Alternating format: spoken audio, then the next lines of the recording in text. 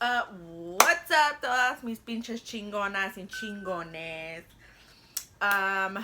Today it's another get ready with me, you know? We're gonna be doing a get ready with me, but it's also story time. A story of why I basically use the word chingona because of the simple fact that, like, you know, like, life is life. But today I'm gonna go out with some friends. Well, my sister's coworkers and my best friend and my sister, of course. We're gonna go to you know, our favorite spot in the whole wide world, I guess. B-dubs. But yeah, you know, let me take off these lovely 4 eyes.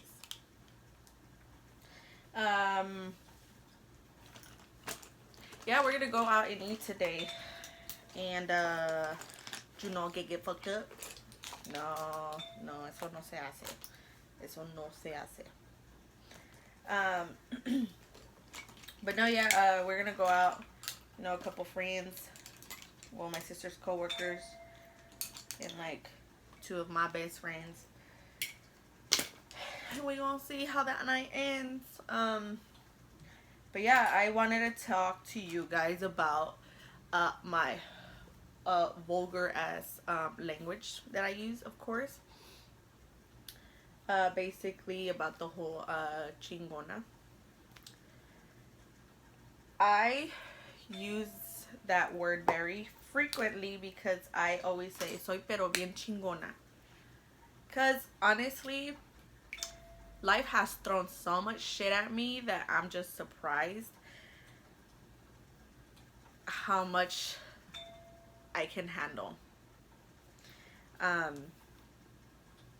Where is my sharpener? I have been through a lot in my life. You know, everybody battles their own war. I'm not saying what I've been through has been worse than everybody else's. You know, like I said, everybody battles their own wars. And, you know, my life might be as tougher than the person next to me. Or my life won't even compare to the person on my right side. You know, like I'm just saying, like, I've had my share of battles. I'm gonna start off of when I was little. I was about 10 years old when I lost my dad. I was raised in a very I can't say fucked up home because it wasn't fucked up, you know. My dad worked his ass off to provide for me and my siblings. He of course always got us what we wanted and needed. And you know, whenever he had company events, we would go. I remember a couple times when we went on knots. And then, you know, like, I remember the good times a lot. But I also remember all the times that, like, I would see my dad drinking.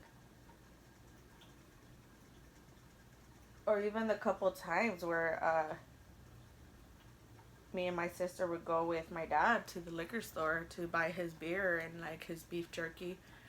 And, I want to say his newspaper. I can't, like, it's blurred because I was young. But one thing I do remember was also the love that he had for my mom, you know, like, I guess those are the one thing that I do want always to remember. I remember sitting down in the living room and watching my dad grab my mom's feet and just rub her feet.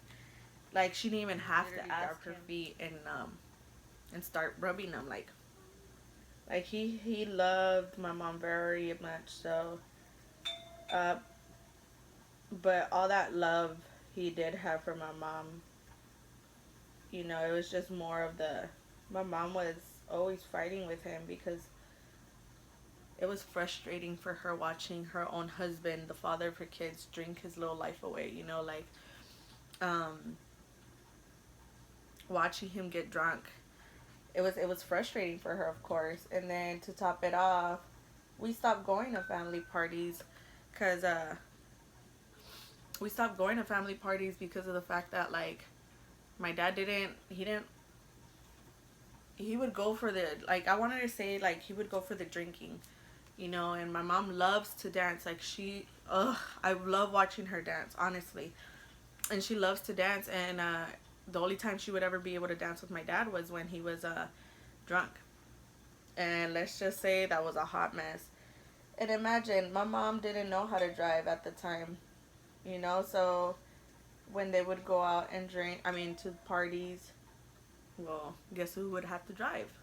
My drunk ass dad.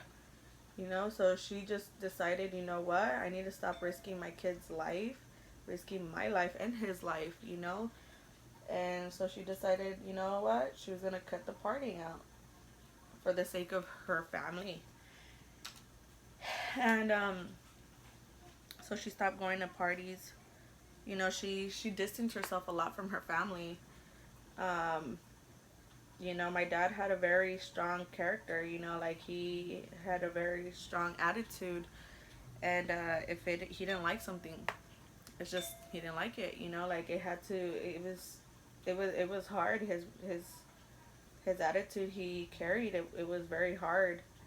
And you know, hearing stories that my mom tells me, like how my dad was, it's very shocking to me, you know, because of the simple fact that, like, the way he loved me and my I'm sorry, I choke up every time I talk about my dad. Like, my dad is a very sensitive subject for me. Um, the way he loved my dad, my sister, and me. Um, you know, we were everything to him. He even had like this weird nickname. Until this day, I have no idea where he got it from, how he came up with it. But he used to call us his chica balibus. Don't ask me. But yeah, and you know, we were living out here in California, all of our lives, you know.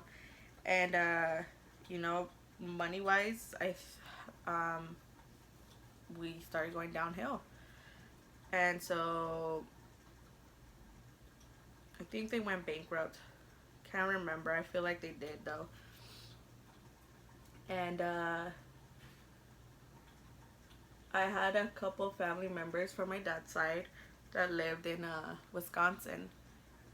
So we ended up deciding, well, my parents ended up deciding what was best for them and their family, little family, was moving to Wisconsin. And so we packed up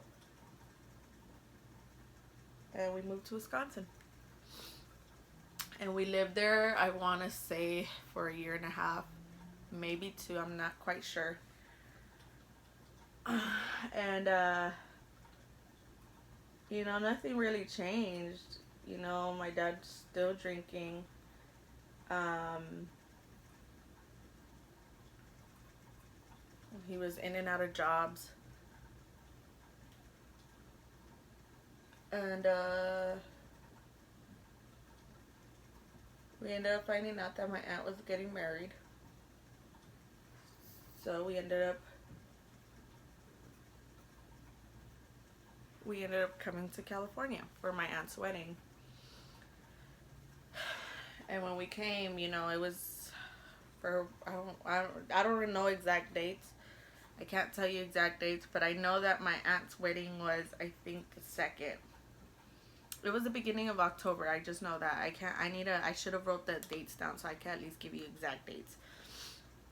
We ended up coming, um, we celebrated my aunt's wedding. We, partied our little Mexican asses off. And then, it was time for us to go back home, which was Wisconsin. And mind you, my dad was scared of heights. He was fucking petrified. So we never went on rides. We never went on airplanes. When it came to road trips, I mean, traveling, it was always road trips. And so we were gonna drive back home. But I don't know why, but I guess my mom ended up having a feeling, or I guess my dad was just tired or something like that, that she ended up telling my uncle, her brother, if he can drive with us up to at least to Colorado, because that's where he lived, at least to help my dad drive, and then from there my dad could drive. So that was the plan. And we drove out.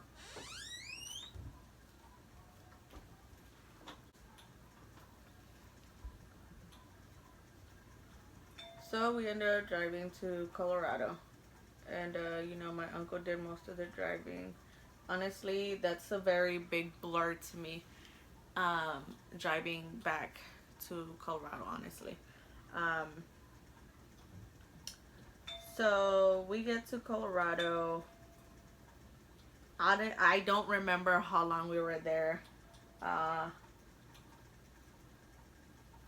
I think it was only for a day before my dad, or we had gone there, and I think my dad wasn't feeling okay, so I think my mom wanted to stay there at least for a day to let my dad rest. The next morning, he had told my mom he wanted to go to the hospital because he was not feeling okay at all. And I apologize for this shirt. Honestly, it's not cooperating with me today. He wanted to go to the hospital. My dad was scared of hospital, so that was very shocking for my mom, first of all. But while he was in the shower, he had asked my mom if he can buy him a beer. Maybe that was gonna help him. And mind you, my mom never bought my dad a beer ever. So that day she decided maybe it is gonna help him. So she did. She bought him a beer and she took it to him in the shower. And the whole time, I guess in the shower, he was just not feeling it. And so, he gets out. Me and my siblings, which is my little sister and my older brother, we were in the living room watching, I think it was Big Mama's House. I think he knows. I know my brother knows because he always mentions it. Or, well, not always, but he mentions the movie we were watching. And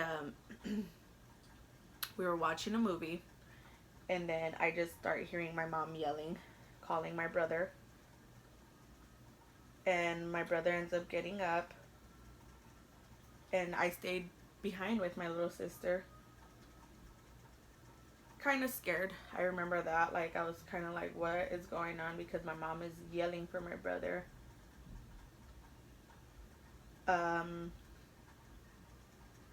Honestly, this is basically all of this is, I don't remember it. Most of it, it's because people were telling me.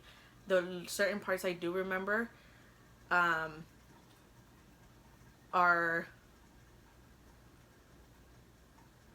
like watching my dad actually like be fainted in the bed.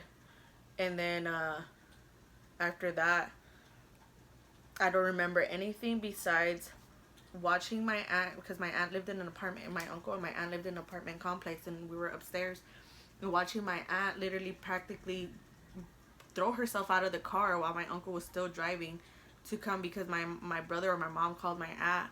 So she gets there and they're waving alcohol swabs on his nose to see maybe if that's gonna help. And then I remember standing outside my aunt's apartment and seeing the firefighters or the ambulance people walking, and then standing outside, and a lot of people standing outside, and them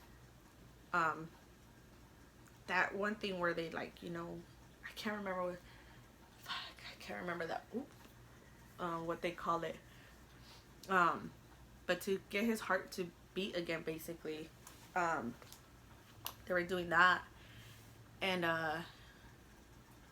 so then, well, that all happened. And then my aunt decided to take us to her friend's house because she didn't want, well, because everybody was going to be at the hospital and she didn't want us to be at the hospital. So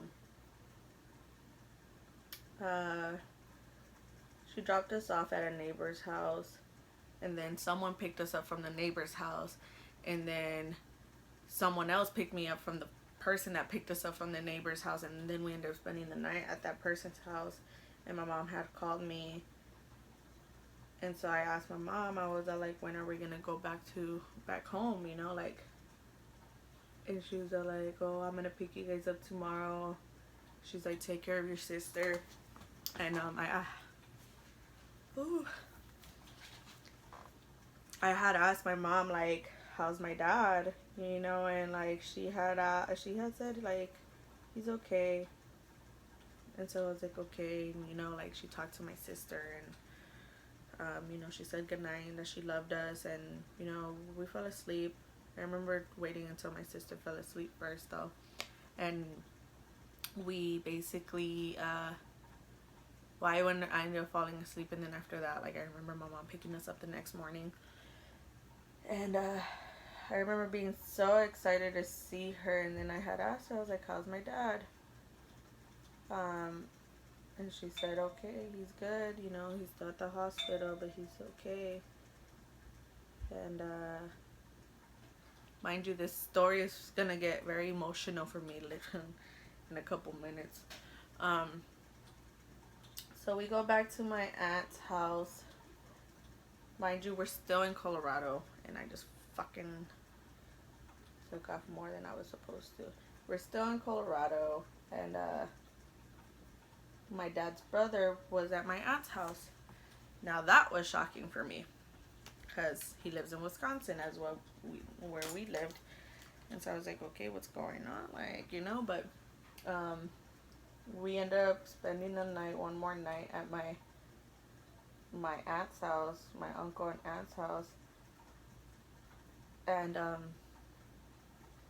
my mom ended up telling us that we were going to have to go back to California.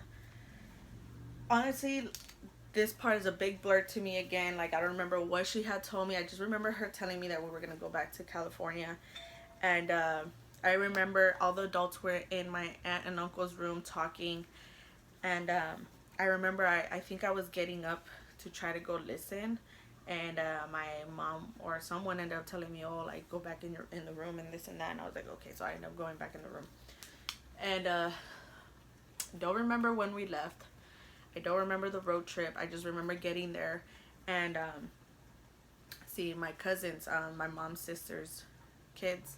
And I was very close to them. You know, I grew up with them. They were like practically my siblings, you know, like we did a lot of things together. And like I taught my cousin a lot of things because I grew up with older brothers and she was the oldest one, you know, so we were very close. And so I remember getting there and going into their room, and I was with my dog that my dad had gotten me that year for my birthday. And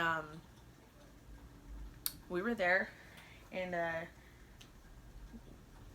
we basically, you know, we were just talking, and my cousins had asked me, like, why'd you guys come back? You know, not in a fucked up way, but like it was just like they're curious too, you know, to like why did we come back?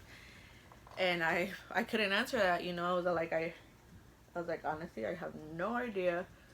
I was like, my mom just told me we were gonna come back, so we drove back. And so, you know, we were just there talking, me and my cousins, and then I don't remember if it was my aunt or mom, or my mom ended up calling me into another room at my grandma's house, because we ended up getting to my grandma's house. And we get there, and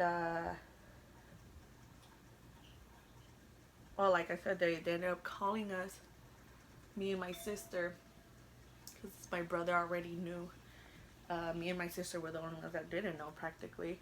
And so, you know, it's my uncle, the one from Colorado, and then it's my uncle, my Aunt Patty, which is my mom's sister's husband, my Aunt Patty, my uncle's wife, my tia Marugenia, and my grandparents.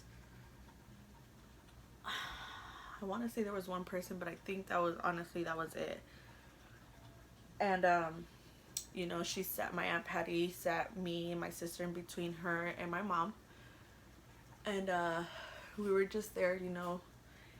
And she ends up, you know, telling us she loved us, you know, but that she had to tell us something. And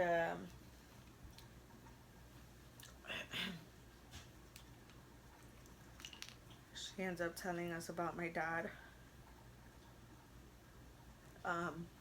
that he didn't make it. And I was only 10 years old at the time. My sister was only 6. So when she said that, like, it didn't want to process in my head that, like, he died, you know. I asked her, I was like, what do you mean? I was like, did he die? And when she heard me say those words, you know, she broke down. My aunt broke down, because it was my aunt telling me, and well, my mom was in the background behind us, because we were literally sitting in a bed like this. And it was my Aunt Patty, me, my sister, and my mom. So we were looking this way, you know, and my mom was behind us. So she starts breaking down.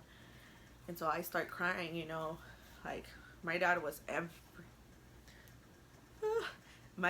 everything to me, you know, like, I was daddy's little girl, you know, like, my brothers used to, well, at least now that I know, like, my brothers used to kind of get, like, a little salty because of the fact that my dad, like, gave us all the attention, you know, like, he loved us very much. And so, you know, I don't know, well, I think I mentioned this on my last video. My grandparents are pastors. So right after them telling us about my dad passing away, and then my grandparents had to go because, like, church was about to start for them. And so they came back, or someone came back in to come and get us so they can pray for us. And yeah, that was basically it there. You know, we went to the funeral.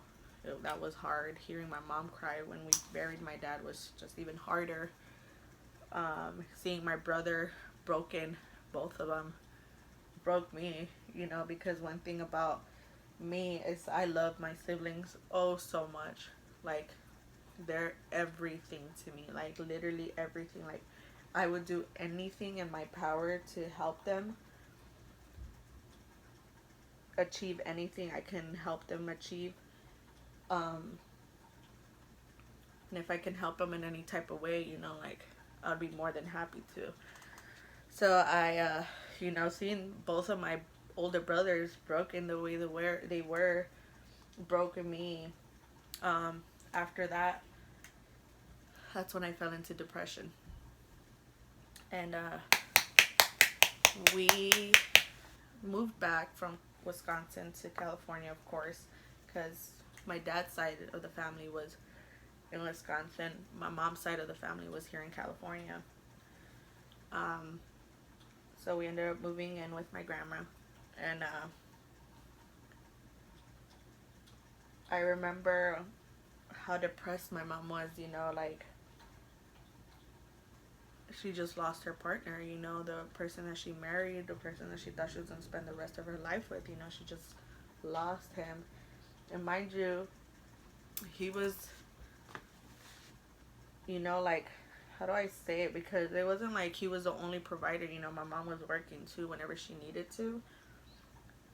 But she depended on my dad a lot, you know, when it came to driving and all that. My mom doesn't know how to drive, like I said. So, you know, like he literally, like, they were like this all the time. And so, um, she fell into depression. And I remember, like, having to take care of my sister most of the time, or like to make sure she was always okay, you know, because, you know, like, my mom was just always in bed, depressed. And so I'm not saying like she practically abandoned us either, because it wasn't like that, you know, like but she was, like, for a couple of weeks, like, very depressed. So I fell into depression.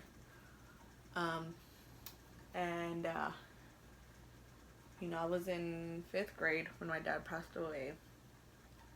Didn't really hit me in my 6th grade year, you know, because I think it was just the fact that I was adjusting to moving again, because I used to move a lot when I was younger. So it was just adjusting to moving again. And then moving new schools, making new friends. Until junior high, that's when it finally hit me, you know, like, holy shit, like, I don't have my dad. You know, because there was a lot of, like, things, fatherly things that you could do, and I didn't have that. Mind you, my brothers were always assholes to me. Well, not my oldest brother, he was just very absent. And my older brother was just more of a dick, but I still love his ass. So I fell into depression, you know. It was a whole cutting. That's when it started. And but yeah, that's, you know, that, like, that's where my depression started. And then around 16, I ended up getting pregnant. I met my son's father in high school through a mutual friend. And, you know, I didn't want to date him, honestly. I did not want to date him because he had a reputation in high school. But there I go, like a pendeja, you know, dating him. And I love him. I loved him. You know, like, until this day, I still love him. You know, like, he is a very big part of my life. You know, he blessed me with 2 beautiful boys. And, you know, so I got pregnant young, 16. And then, you know, I was still in high school, so I ended up dropping out of high school. Because, well, not when I had my first son. I was still in high school with him, and I was still going to school and everything. But then I got pregnant with my second son, which I was 18. So I was basically, like, finishing my school year. Well, no, not really, because I became a super senior, so I was doing another year of being 12th grade. And then I ended up having I ended up just dropping out. With him, I ended up having complications. Nothing bad. It was just he wanted to come sooner than he was supposed to. And so they put me on bed rest. At the time, me and my baby daddy, we weren't not married, but we were together. We were living together in our own apartment. And then my mom was living in the same apartment complex. Like, my whole family was living in the same apartment complex. But we ended up losing our apartment because financially we couldn't afford it. So we ended up moving in with his mom. But I'm very big on, like, I'm very distant when it comes to my mom to a certain extent. You know, like, I'm not, like, a big mama's girl or anything. But when it comes to living far from her, I can't. You know, I end up fucking going to visit her, like, all the time. So when I was living with my mother-in-law, I was always at my mom's. And we were at my mom's one day. And mind you, my son, I had both of my kids in July. So it was hot, you know, but like I said, we could barely afford our apartment. So I was barely able to even afford clothes for my second son.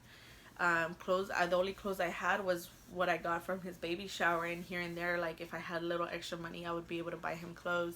And we ended up, like I said, we ended up moving to his mom's house, and I had bought him this outfit.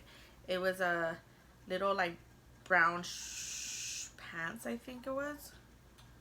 No, he wasn't wearing that outfit. No, my bad. He was wearing these little. I just remember him wearing those sandals that day. My sister has those sandals. She like takes care of them. But we ended up visiting my mom. She lived like 20 minutes away from where my mother-in-law lived at. And you know, we were, you know, she was just like, oh, mira que guapo se mira mi niño. And like she had a full-blown conversation. My son was always sleeping, you know, but that day he was just wide awake, and he was conversating with my mom the whole time, and my mom was just talking to him. She was just talking to him and telling him, oh, you're gonna grow up, you know, you're gonna grow up and like go to school, and you're gonna make a career, you know, and you're gonna help your parents buy a house, and like, you know, help your parents financially and this and that, like you're gonna be a good kid. And he was just staring at her with so much admiration and just doing his little baby talk, of course. And around that time, my sister was struggling with a lot of anger. And so I remember that night she had asked if I had any extra tampons. And I told her, I was like, well, yeah, you know, like I can't use them, you know. I was like, I was like, I have some at the house. And so we ended up, so I told her, I was like, I'll bring them to you before you go to school. And so we ended up going home. That night, I remember we only had one charger at the time. I don't remember what had happened with our second one. I don't know if it broke or what happened. But we ended up falling asleep. Honestly, we always put our son in the crib. But I don't remember if Edgar woke up to get him or I woke up to get him, but he was in our bed sleeping. So we ended up having to wake up early that morning to take the tampons to my sister, and we were gonna go grocery shopping and go get wig and all that. And so we ended up waking up every morning. Like if he was sleeping in the bed and he felt any little movement, he would just jump up and raise up his hands. And Edgar had gotten up first. Edgar is my son's father, and he had gotten up first, and then he didn't feel him move, and so he like kind of touched his stomach, like the hell, like to make sure if he was breathing. And then he tells me, he's like, go turn on the light. And I was like, what? And he starts panicking. He's like, turn on the light. So I get up, I like literally just jump over my other son because my son was sleeping on the other side. I jump over my son and I turn on the light. My son is pale, with blue lips, not breathing. So we end up having our phones there to top it off. And you know, I had him charge his phone. I'm panicking. I don't know what to do. He finally gets 911 on the phone. I find some charger, I don't know where, but I end up charging my phone. He's on the phone with 911 trying to do CPR, trying to do what the person is telling him to do. I end up going out in the living room when my phone finally turns on and charges enough, and I call my mom, and I'm like, he's not breathing. I was like, he's not breathing. And she's like, again, who's not breathing? You know, like I'm crying, panicking, like I didn't know what to do. And I told her, I remember seeing the firefighters coming in. I see them pulling up in the front yard, and I see them walking. And right when they were coming in, I told my mom, Damien. That's all I said at the end, and I hung up on her. And I went to see what was going on. They ended up telling me if I can remove my son because Aiden was still in the room. He was still sleeping. And then so I grabbed my son. I ended up putting him in Edgar's mom's room, which at the time Edgar's stepdad was still in there. So I asked him if he could watch him. And then they kicked me and Edgar out, and we were outside the room, and they were doing, I don't know what they were doing, and then they ended up saying that they were gonna transfer him to, I mean, they were gonna take him to Riverside if we wanted to meet them there. So I ended up, you know, changing. Me and Edgar ended up driving over there. You know, he's shaking, I'm shaking, but he's starting to ask why, you know, why my son, and I'm like, don't. I was like, don't, you know, because one thing I always remembered is don't ever question God for why he does what he does. So I told him, I was like, don't do that. And you know, I ended up getting there, and the whole time in my head, I'm like, please let him be safe, please let him be safe, please let him be okay. We get there, they put us in another room. Officers come in and they, you know, ask what happened. Then they tell us that the doctors are gonna come in, but they did tell us that they wanted us to take a drug test because of course we're young, a child is dying, and I guess it's their standard thing. So we agreed to it. You know, we had nothing to hide, so we're like, yeah, that's fine with us, you know, do whatever you have to do. Like, we don't mind, you know, like, our main concern is our son right now. Doctors come in, they tell us that his heart wasn't beating when he came in.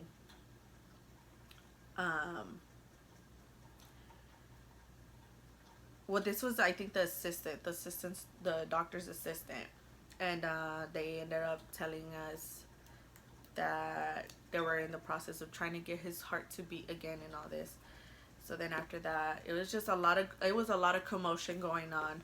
Finally, they got his heart to beat again, but it was not, his reflexes weren't responding. You know, light to his pupils weren't dilating, pinching, he wasn't like, oh shit, you know.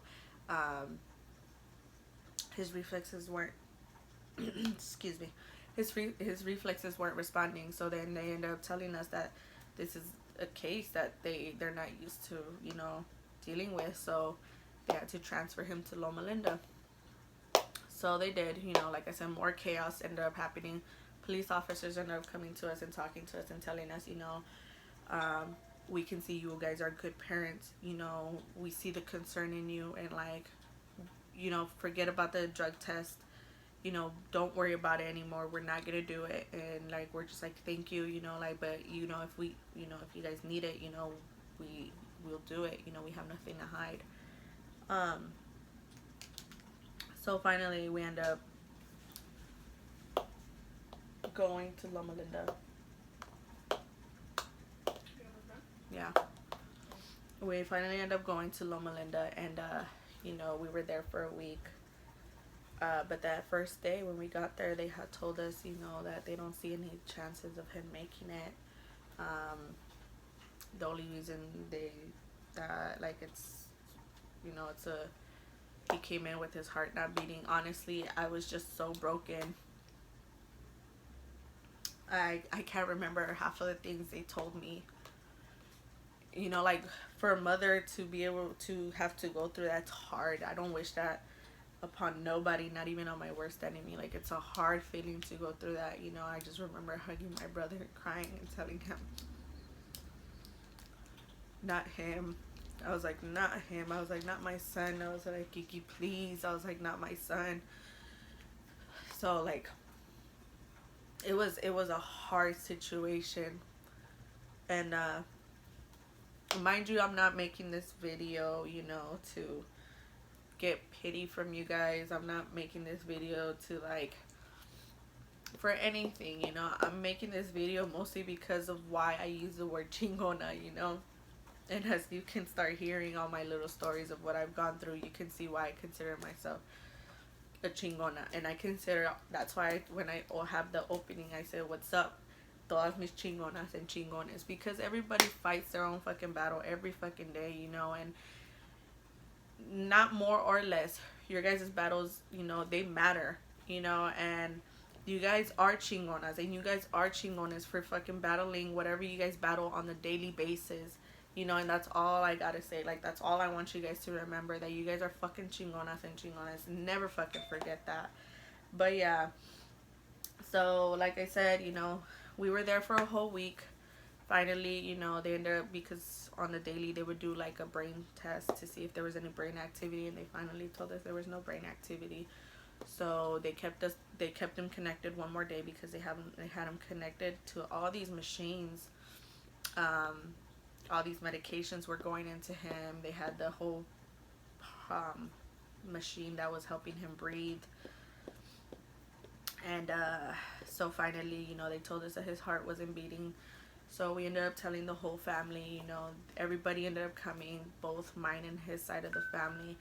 Ended up coming the next day to disconnect him. What do you need? I'm watching. To disconnect him. I don't think you want to hear this side. To disconnect him. So, you know, we were all in the room.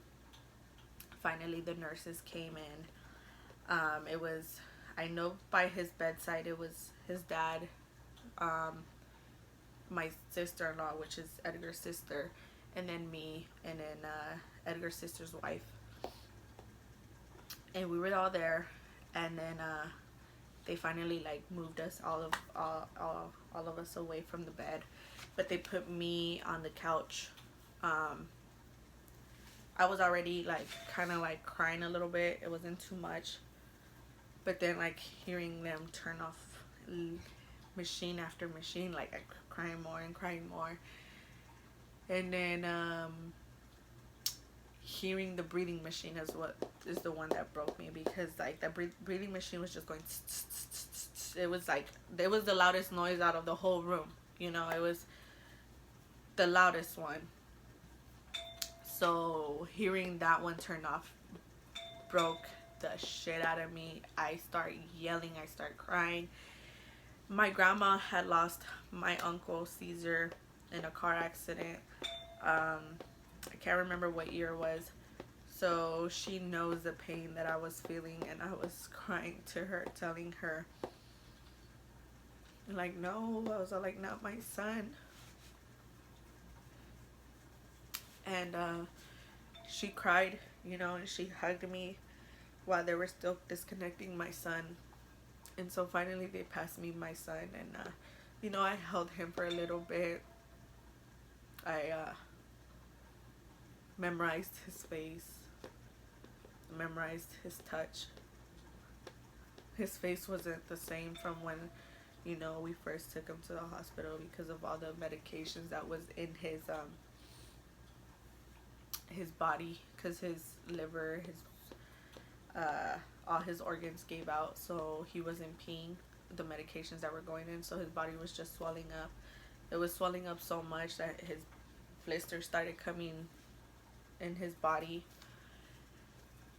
And you know, that happened. You know, the whole funeral happened. I wasn't sleeping at all that night, and a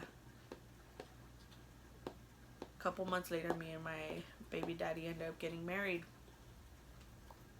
and I'm gonna proceed in getting ready. Me and my son's father, we ended up getting married May. Oh, fuck, I can't even remember anymore. I think it was March or May. And and we ended up getting married. It was literally the fastest thing ever. We had plans to getting married, honestly, and then all of a sudden I had told my sister-in-law, you know, like, I was like, we're gonna go to the courthouse and see how much they'll charge us to get married, like, what's the process, you know, find and get information. That was all we were going for. We hadn't talked about actually choosing a date or anything, you know, like, it was just getting information. And so my sister-in-law said she was gonna go with us, you know, because she needed to get her kid's birth certificate. I was like, alright, you know. So both my brother and my sister-in-law went, and then come to find out, we're getting married the next day. literally getting married the next day. I was shocked, honestly, at first, because I'm like, holy shit, you know, like, we just literally came in here to get information. Like, we didn't talk about actually choosing a date, you know, like, or anything. So, like I said, you know, we ended up getting married. And the next day, you know, we were like, it was stressful because I didn't have a dress for the fucking wedding. He needed to get a haircut because he was all fucking fluffy and shit. It was just chaos. Oh my gosh, and I got eyeliner on top of my fucking. And so we were just stressing out. We went to the stores to go fucking see if we could like find anything. We didn't find anything, so I was looking in my closet to see if I had any dresses. And like, it was just not going the way we expected, but we got married, you know. And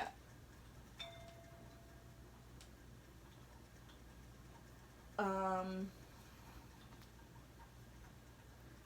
fucked up. And so, you know, we were just, honestly, that first year was a blur to me. Because it was recently about my son passing away as well, so it was just like, and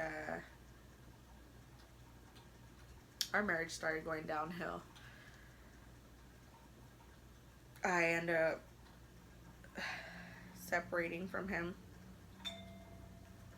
and then according to me, it was because I didn't love him.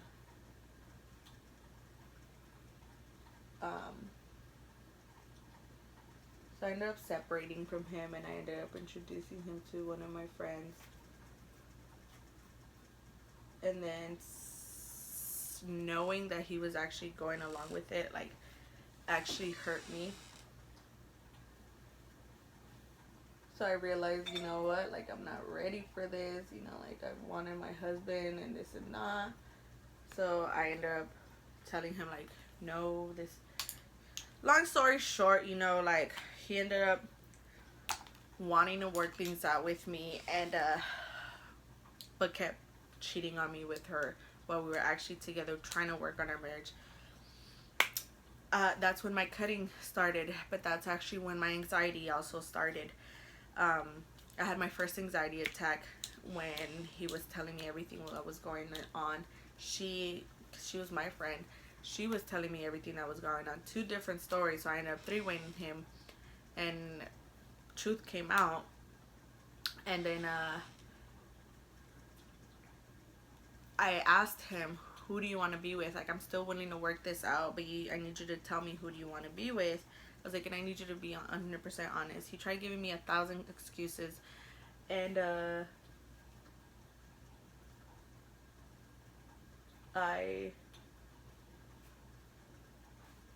he ended up choosing her. So I was like, okay. And I ended up moving out the next day. But when I was moving out, he ended up telling me he fucked up. That he loves me and that he wanted to be with me and this and that. And at the time, I was just like, no, like, fuck no, like, you are not gonna do this.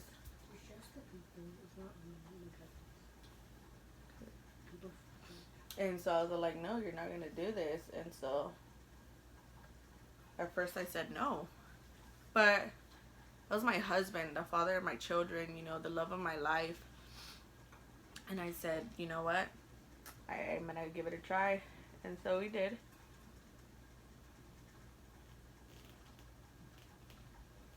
But I had so much hurt, honestly. Like, I was so hurt because where I was living at the time, my mom was already living here with my grandparents. We have alleyways, and down the alley, I was literally on my knees with the other girl on the phone, begging him to stop hurting me, you know. And like, it was just a joke to him. So like, actually wanting to work things out, I wanted to, but I was so hurt.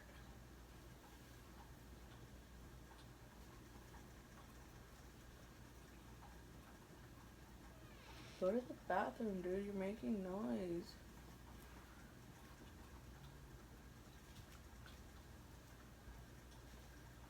So I ended up giving him a chance, but like it was so hard to work things out with him. There was a lot of arguing. There was a lot of me telling him, like, you did this, you hurt me, you broke me, because of you I started cutting again, because of you I had my first anxiety attack. There was so much of that. And so I ended up telling him, you know what, I can't do it anymore. I was like, I don't love you. I was like, I'm not happy. And at the time, you know how they always say when the guy finally realizes, all the love he has for her, and the woman's just done, he's already doing everything 100% for the person, but the girl's just done mentally, physically, in every fucking way possible. That was us. Like, I was done. And at the time, I thought that I didn't love him anymore. And, there was a lot of hurt. And so I was just like, I can't do it anymore. And so I was in and out of relationships after I broke up with him. Well, separated from him. I was in and out of relationships. I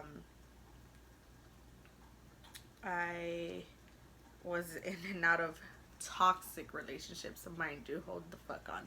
Toxic relationships. Like, the relationship I got with after that whole situation was with this guy. I'm not gonna mention any names because they probably changed, I hope.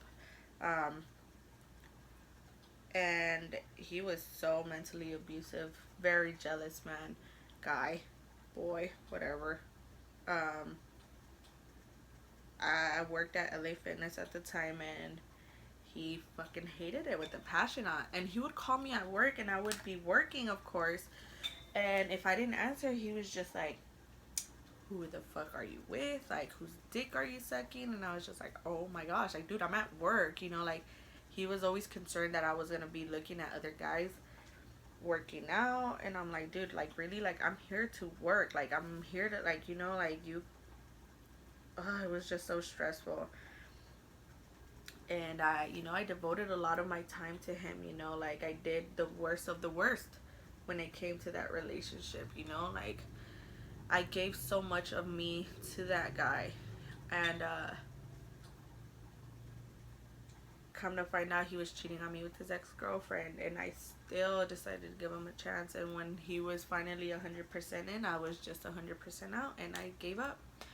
And he was so heartbroken. He was all like, how do I believe in a God when the person that I love the most, like, doesn't love me anymore, and this and that. I was like, I never said I didn't love you anymore. I was saying, like, like, I'm just done, I'm hurt. I was like, I did the most for you, like, I put you before anybody and everybody.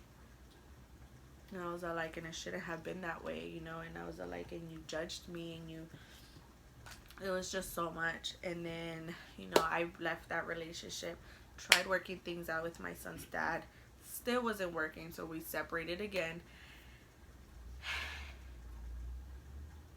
And then, I met this other guy who ended up fucking me over as well. I ended up trying to work things out again with my son's dad. Still was not working. And we finally ended up separating for good. And then I met this guy at Amazon. And I loved him. Very much so.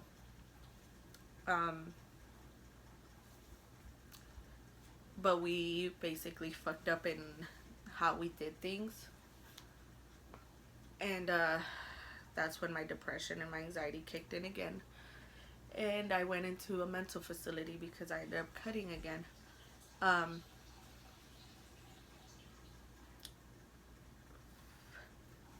but it wasn't like, I was not cutting to kill myself, mind you guys. I was not. Like, people honestly think that people actually do it to kill themselves. No, I don't. I didn't do it. I did it because it actually relieved a lot of pain. Seeing blood come out of my skin relieved a lot of pain. So I ended up going into a mental facility because I was just broken. You know, this man that I loved very much, so I just ended up falling into depression. And mind you, okay, I'm not even gonna go into it because I still talk to this person. He's actually very important to me still. You know, like, I have a great relationship with him still. You know, we conversate here and there. You know, I talk to him. He tells me about his problems. You know, I tell him about my problems. You know, he's very important to me. Very important to me. So, but yeah, and he was there through the whole process of me having that mental breakdown and shit. And then, because of the situation we were in, he wasn't allowed to be with me, basically. And so I was just like constantly like telling him like we can work it out, you know. And but finally I gave in, you know. I stopped trying, and that's when I met my ex. Well, like a while later, I ended up meeting my ex. And give me a toilet paper. Meeting my ex, and like I told you guys in the last video, he's not a bad person. I don't honestly think he's a bad person. You know, he just doesn't have his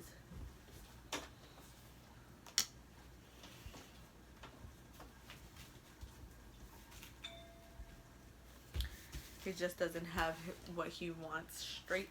You know, that's what I personally think. I'm not saying that's what it was, or like I just wasn't the person he wanted to change for, you know. He, you know, like I said, it was a very toxic relationship. I'm not saying in like the worst possible fucking way ever, but there was a lot of cheating and there was a lot of lying. And if I was to even confront him now about it, I know he's gonna deny it, and so it's pointless, you know. And even as we supposedly were friends, yes, even as we were supposedly friends, he was still lying to me until I finally found out the truth. And we still kind of talked a little bit after that, and then I found out so much more. And then, long story short, received a message, sent him a message, and after that I haven't heard from him. But yeah, that's the reason I consider myself a chingona. You know, life has thrown a lot of shit at me. From losing my dad, losing my son. Mind you, my son and my dad's death date is the same month, October. A couple days apart. I always confuse these. So my son's death is the 2nd, I think. Yeah, it's the 2nd. My dad's is the 5th of October. And then my son's middle name is Martin, which was my dad's name. So it's very hard because love Halloween, favorite holiday. But it's also, you know, like around that time. So you know, like I said, losing my dad, losing my son, my marriage falling apart, you know, and being in and out of toxic relationships, it's hard.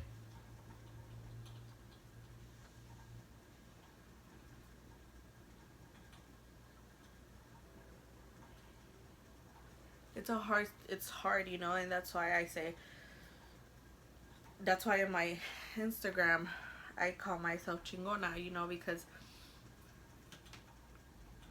I'm a badass for going through all that and still standing and not giving up, you know. And that's why, like I said in the middle of this video and in the beginning, What's up, todas mis pinches chingonas and chingones? Because all y'all are badasses.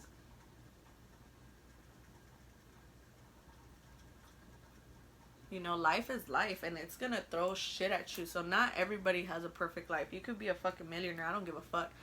You have problems in your life, you know, and I honestly think I don't give a fuck like what you guys do or don't do, but you guys are badasses for fucking dealing with all that and not giving up.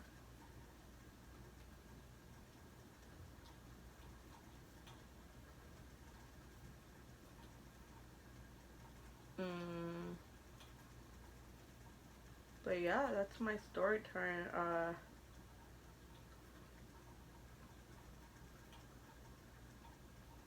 So for all y'all that think that I just call myself Chingona for no fucking reason, no.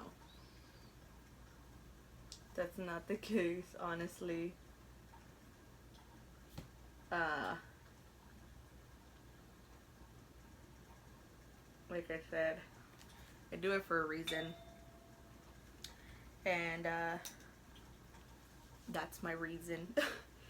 But I do want to thank all you guys that do come and watch my videos. I might, like I said, I don't, like, this is only me getting started, so there's not a lot of going on. The background lighting shitty, you know. But do want to thank all you guys for watching my videos and like liking them and subscribing to my channel and even the comment, you know, like I just, like I said, I'm not doing this to like show people I'm better than you guys. I do it for the love of makeup and how it makes me feel. But yeah, I am finito. I told you this is my everyday go-to look. Hopefully next video I can do like an eyeshadow look with a get ready with me, depending on what's going on in my day. But yeah, I just want to thank you guys for watching my video. I hope you guys liked my story time and like this makeup look.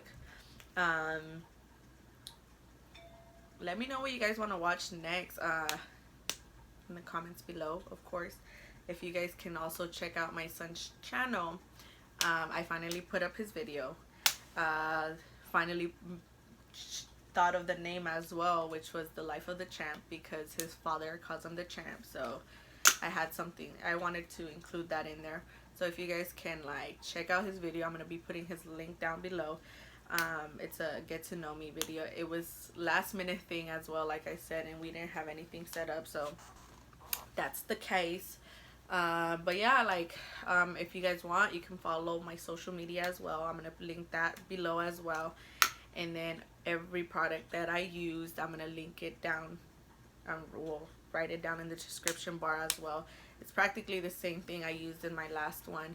The only difference is the eyelashes. I don't think I put down what eyelashes I used last time, so I will be putting that down this time. But yeah, like, subscribe, comment down below, and don't forget, y'all are badasses. Son pinches chingonas and chingones. And thank you guys for watching.